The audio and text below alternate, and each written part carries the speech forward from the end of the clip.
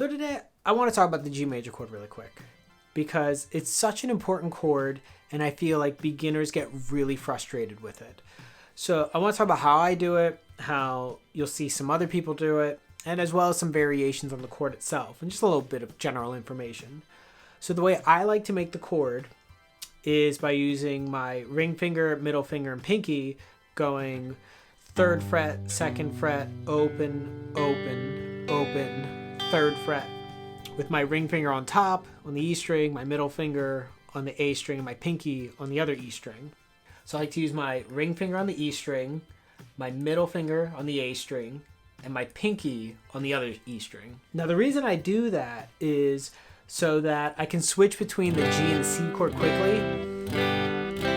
All I have to do is drop down these fingers and then put down my index finger, lift the pinky, drop my thumb, get to the C chord.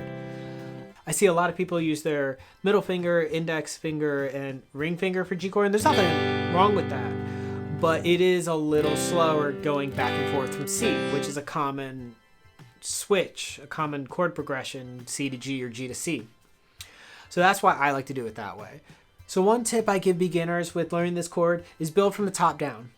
Go ring finger, middle finger, and then do your pinky at the bottom. Maybe try to get these two down first, or this one, then your pinky, because you're typically going to do a down strum first.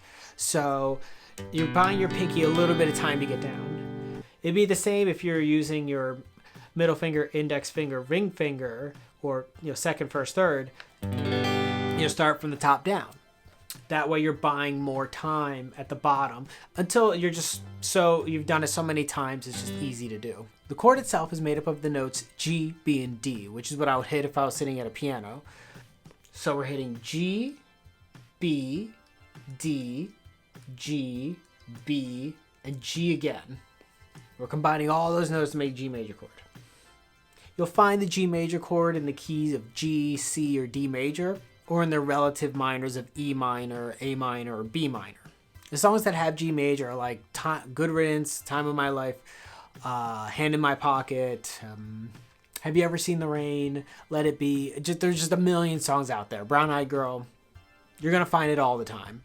And then there are a few additional ways you can play G major.